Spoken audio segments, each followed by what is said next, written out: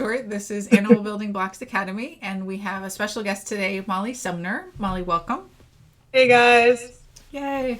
So Molly is a dog trainer. She's a certified BAT instructor. She also runs a pet store, and she, let's see, what else do you do? She does competition with her dogs. She's got primitive dogs as well. So do you have anything to start us off, or do you want to just head right into the questions? Well, I just want to first say, thank you so much for having me. Compassion fatigue is a very, important topic to me. And I'm sure a lot of, the people on here participating is something that they care very much about. So I'm very excited to talk about that and anything else anybody wants to bring up. Excellent. Cool. So let's start off just with, what is compassion fatigue? Okay, excellent question. Compassion fatigue, also called secondary trauma syndrome, is it's not in the DSM or anything like that, but it's something that people seem to experience that is related to caring for something they love. It's seen certainly with animals, caring for a sick animal, doing rescue work, veterinarians. It's also seen, though, in caregivers of the elderly, sick children, hospice care. So it's something that, people in working with people as well as animals can suffer from. And symptoms can include, depression, isolating oneself, poor self-care, apathy, difficulty concentrating, mental fog, preoccupation, and then it can sort of snowball from there.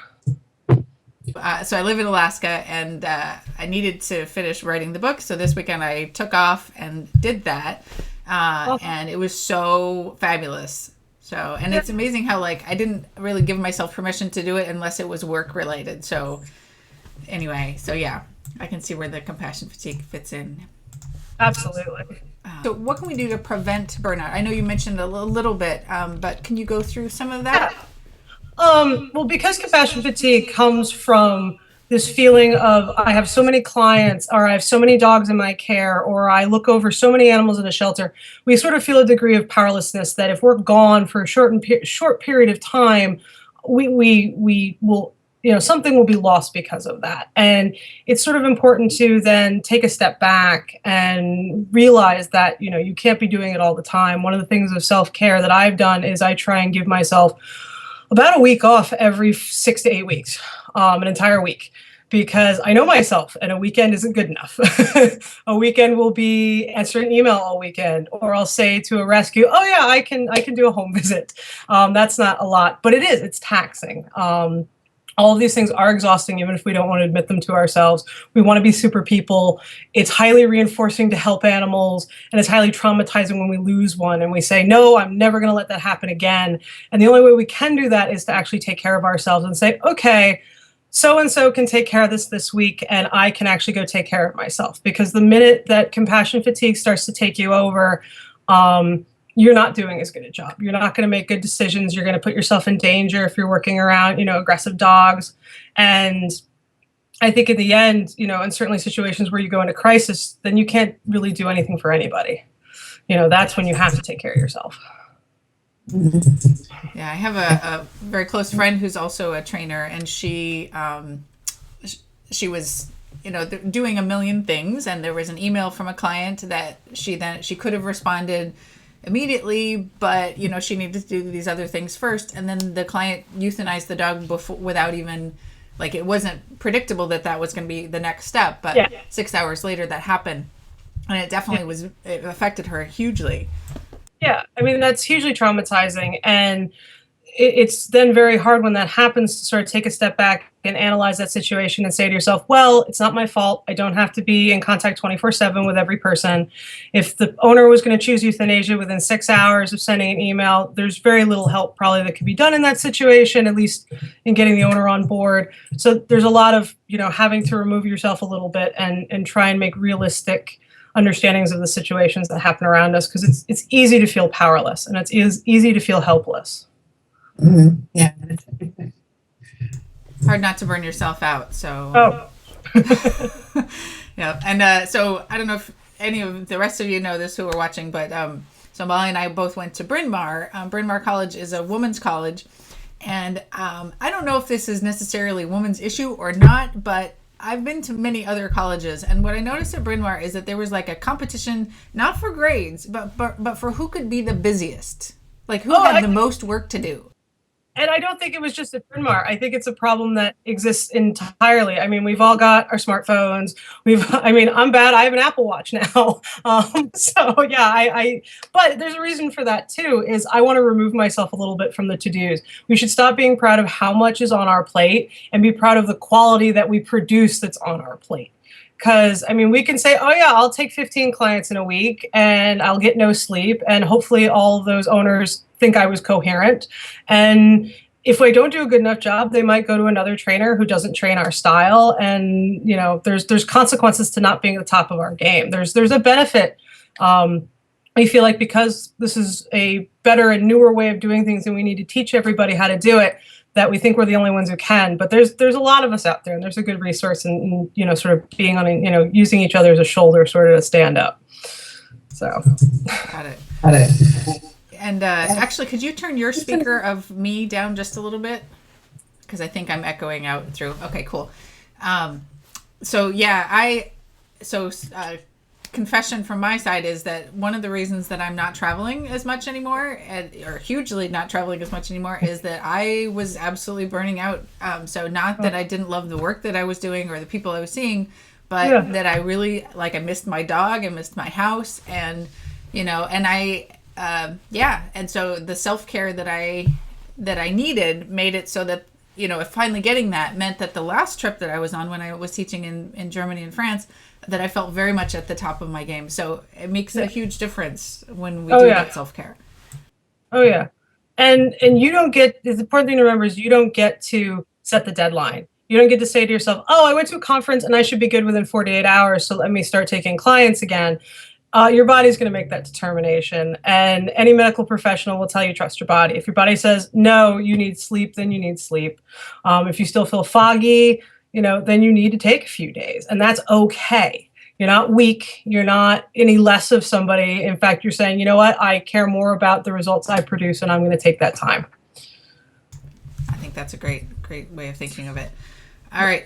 So I'm going to take some of the questions from our Q&A folks and just make sure that those get answered, and then we'll get back to the compassion fatigue topic, although I bet we'll be tying it in as well.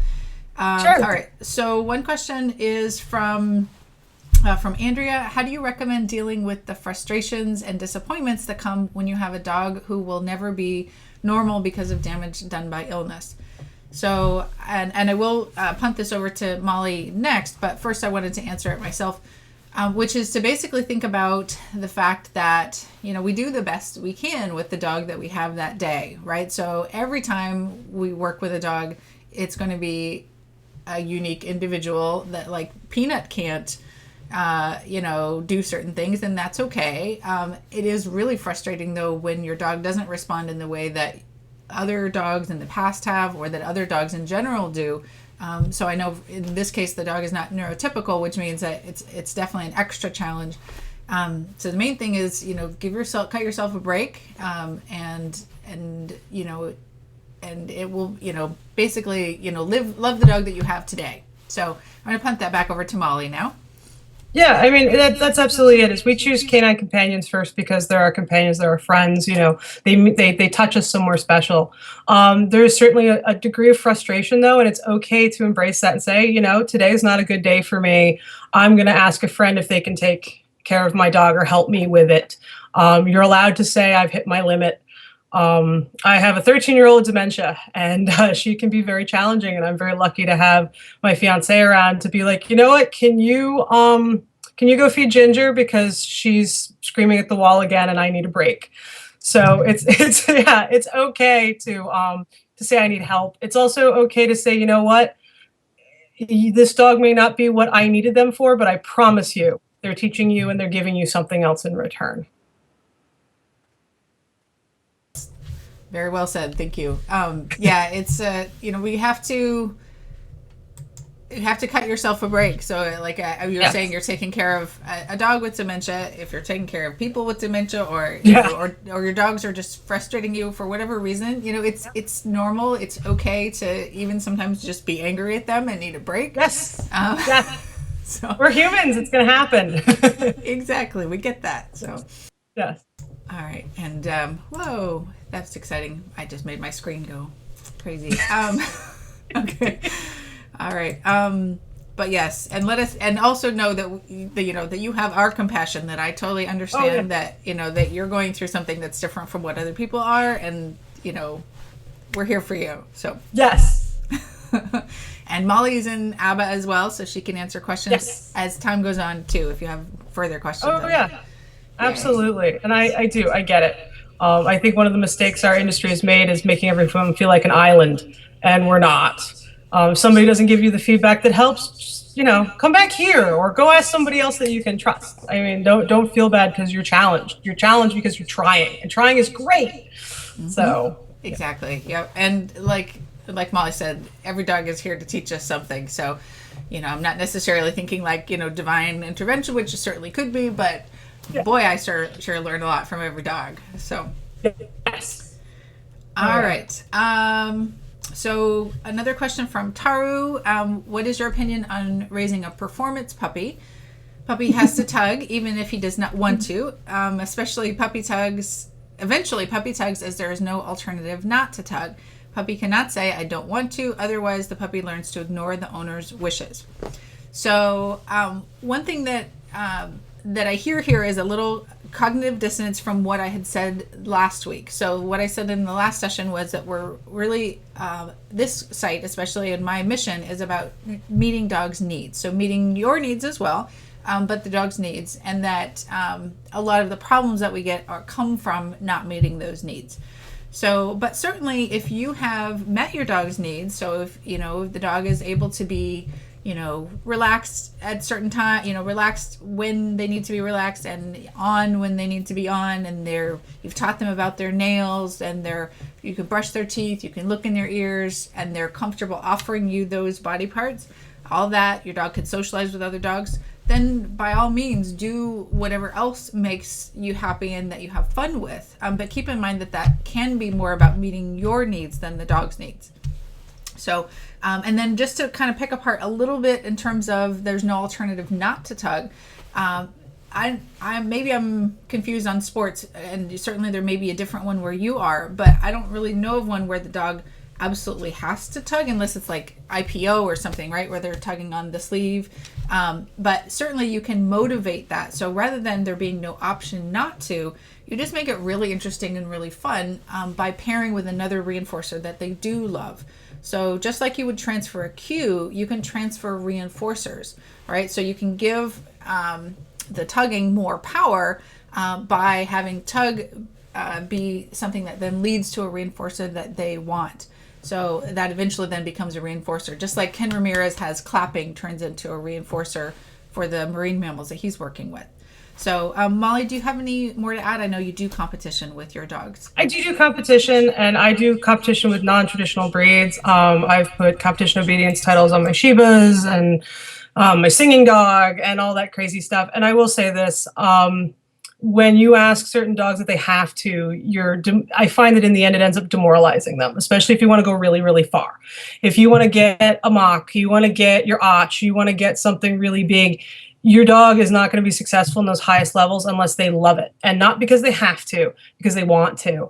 And it's also important with a puppy that they get to be a puppy. I am totally guilty of this. My last puppy, she was a performance, whole performance pick, and I was like, I'm going to do every foundation thing with her, and I forgot to do the foundations of just being a dog. And I freely admit that she is over a year old, and it took pretty close to a year to even just teach her to just chill and play with a toy without me. So it's a reminder that they're supposed to be a dog, and that that's why we chose to do this with them. That there's no race against a clock. Instead, be working on the relationship. I mean, I'm all about teaching a dog play, but there's also things like there's things beyond tug that can certainly benefit that relationship with the dog more so than making just tug be the dog's be all and end all. I mean, like I said, I put very high titles on Shibas that are like, okay, tugging's fun, but shaping is the best thing ever, Mom. So yeah, there's lots of different avenues you can go. Don't feel like, oh my God, my dog doesn't tug. You'll get there. Nice. And so you cut out just very briefly before the tug. Was it personal play? Did you say that in there? Or Yes. Okay. Gotcha. Yeah, personal play. So playing with the dog the way the dog likes to play. I'll say right now, I would not have been able to put a title on my New Guinea singing dog had I not learned how valuable chase and tag is versus playing with anything else. Because he's just like, and there's a video of this on my website. He's like, healing? No, I'm going to go run off. And I go, oh, so then you need more running. Okay, so we'll do some healing and then you can chase me. And boom, problem solved. So Awesome. Is that a YouTube video or? Yes. Could you post that into the site, into ABBA somewhere? Like, is that Yes. embeddable? Okay. Yeah, I'll post that video of Journey doing his off-leash training. Yeah, that's no problem. Nice. That would be great. Yeah, Journey is a New Guinea singing dog, right? Making sure. Yep. Yeah. And Yep. he was like a noodle. I was holding him in my arms a long time ago when he was a baby at the seminar. Yes, baby Journey, the ferret dog. Yeah. All right. Okay. So, and by the way, totally guilty as well. Peanut, I did agility competition with him when he was young, and I was learning about shaping and training, and so he was like bang on with all kinds of stuff, except he was not a dog. And so it's taken many years to work on teaching him to be a dog again after several years of programming him to be an operantly trained being. And actually, Grisha, if you think about it, there's a correlation, because I think as us dog trainers, it's the difference between being on as a dog trainer and being a person. And we can't always be on as a dog trainer any more than our dogs have to be on as competition dogs. We have to remember again how to be a person and not just be on and working. That makes sense. Well, the dogs need the self-care too, right? Like we were talking about with compassion fatigue, right? So all right, so let's get back to that topic again. So if we have friends in the industry who are experiencing some compassion fatigue, which I know that my friend is, that I'm just about to see again, what are some things that we can do for them?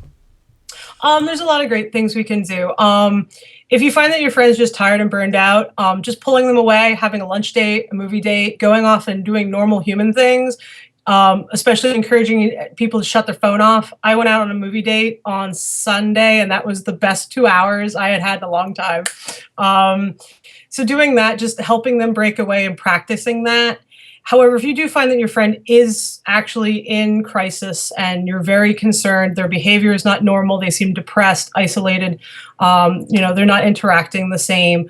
What I recommend actually for anybody watching this is receiving something called QPR training by the QPR Institute. It costs about $30, and it teaches you how to talk about crisis with somebody without making them feel guilty, judged, or that you're going to call them and they're going to be locked away in a mental institution. It doesn't work that way, but some people are afraid it is. But it encourages you to know how to talk to somebody and not feel like I'm going to say something that's going to make them never want to talk to me again, or that you're going to encourage them inadvertently to hurt themselves or something like that. So I took QPR training. I'm a QPR gatekeeper, and it just teaches you how to have that conversation with somebody and let them know that they're safe. And it's very empowering for you, because you can kind of get a secondary trauma too when you feel your friend going through that crisis. You can say to yourself, I don't know what to do, so maybe I'll pull away from them, and then that person feels even more isolated. So this empowers, the caregivers that care about their friends who are going through this. Okay, that's great. Yeah, and I'll post a link to that on this site. So if you're watching the recording, it will be down below. Yeah. So, all right, and so one of the things that I've been pondering is the link between controllability and predictability and depression. Yes. And so how that can happen for humans, and how it's kind of similar-ish for dogs. And with BAT, that's all, like, we're all about bringing controllability and predictability to the animal and to the person. Can you talk about that? Sure. Well, I mean, I love actually, and one of the reasons I gravitated towards BAT is it made sense to me, because it's all about creating distance so that you're in a neutral enough position to observe what's happening without, being over your head and being emotional.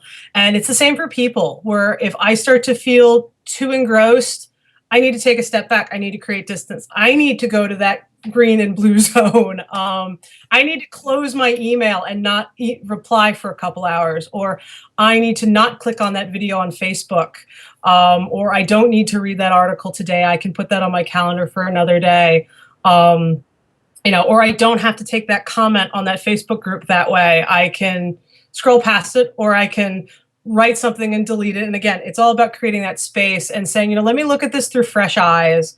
Let me bounce this off of somebody else to make sure that, I'm just not carrying so much weight on my shoulders. I'm not trigger stacking so much that I'm going to react in a way that is not, healthy for myself or whatever I'm dealing with. Got it. And so you can kind of think about it as like, what if you were one of the animals in your own care, right? Like, what would you do for yourself if it wasn't you, right? If it was like your niece, or if it was an animal that you were taking care of, like what would they need? Yeah, exactly. It's all about taking a step back and looking at it through, a different set of eyes, because it's so easy to get lost and to start. One of the ways I do it is when I start to use shoulds and have tos. If I find that in my mental vocabulary, like I should answer one more email, I should spend one more hour on this, that's a warning. That's me fighting my emotional needs. And have tos are the same way, like, oh, I have to spend 3 hours on email. No, then there's something wrong, and I need to create, some sort of buffer to protect myself. Mm-hmm. And if we're to think about this in terms of the quadrants, right, when we have shoulds and have tos, right, we're in the positive punishment or negative reinforcement quadrant, right, instead of leading our lives through more positive reinforcement. Yeah, instead I'm like, oh, cool, I have another email. There's one more person I can help today because I have the energy for that. Instead of, oh, God, my Facebook Messenger went off. Not again. When it starts to become like an aversive stimulus that you hear your phone, you're like, okay, something needs to change here. So yes. Yes, the bumper on your phone should be in case you drop it, not for you to throw it across the room. Yes, that's a good point. Yeah. All right. Let's see what I was going to say. I don't know. Must not have been important. All right. So let's see. Other question that I wanted to take from Benita. So this is actually totally back to training stuff, not the compassion fatigue. Sure. So in the basic position, our shoulders and elbows are relaxed. With a small dog, can we cheat that to avoid my dog getting tangled in the long leash? So just to demo what she's talking about here. So the answer is yes. But to demonstrate that, basically, when you're kind of actively trying to keep the dog from tangling, your arms are more up, right? So if the dog's moving around, let's see here, right? So what we want, our basic position is we've got enough braking distance and our arms are relaxed at our side. But with a short dog, it can be problematic. So sometimes you're going to be balancing up here with a short dog. But the point of the leash skills is to keep it from tangling and to keep your dog relaxed. So if possible, what you can do is actually just sort of, as you lower your arms, you're going to just shorten the leash a little bit, right? So you're just going to creep down the leash with your leash hand. And that way it does keep it more, with a smile in it. And with a bigger dog, you're going to have like a nice big smile. With a short dog, it's going to be more like a smirk, right? So because otherwise they're going to put their little paws over it, and then you're all tangled, and that adds stress. So was I going to say, also just you can relax at least as much of your body as you can, because the point is that we're sending a message of relaxation. So if your arms are up a little bit, that's fine. But the other thing is that you might be accidentally signaling heel, right? So if this is where your hands are when you do heel, you might be getting the dog into working mode as well. So I think that covers it, but is there anything else to add on that, Molly? No, I thought that was excellent. Okay, good. I figured that's my bailiwick. So not that you don't know the answers to that, being a sea baddie, but I like the smirk comment though. That was very good visualization. Thank you. All right. Let's see. So we've got about 3 minutes left, and of course we can still end early if we need to. But do you have anything else to add for this, Molly? I guess the only thing I want to add is just if anyone's ever having a hard time, besides obviously wanting to help others, I think I just like to bring up a couple of resources. The suicide hotline is 1-800-273-TALK. And if anyone ever feels like talking to somebody, even if you're not suicidal, and a lot of people don't want to think about that, and that's okay. But if they're having a hard time, you can call that and talk to somebody.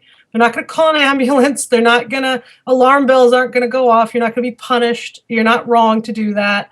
And if you're not comfortable talking to somebody, via a phone, I know not everybody, I think that's become aversive, not everybody's in talk on the phone anymore. There's a wonderful exactly. There's a wonderful website called I Am Alive, I Am Alive, and it's a text chat based crisis hotline. So you can text to somebody instead of feeling like you have to talk to them on the phone. And you can just, you're having a bad day, maybe a client chose to euthanize their dog, who knows, whatever's going on. You just got, your dog has cancer, heaven forbid, knock on wood, whatever's going on. You can just bring that up and talk to somebody and say, I'm having a really hard time. This is what happened. And it's anonymous, and, it's just a great outlet. So never feel like you're alone, ever, because you're not. And I know I'm happy to talk to somebody. I'm going to be walking all night in Boston coming up at the end of the month for suicide prevention, actually. So certainly I'll post about it on Animal Building Blocks. But thank you, Grisha, so much for having me and letting me talk about this. Oh, well, it's our pleasure. And you did fabulously. All those resources I didn't really know about. So I'm really excited. And I know I have some younger people, especially, that like talking on the phone is like, what? We don't do that. Yeah. So exactly. I'm going to be sending that to all of my nieces and nephews. So thank you for that. Yeah. Okay, thanks, guys. Thanks so much for coming, and we'll see you next time. Bye.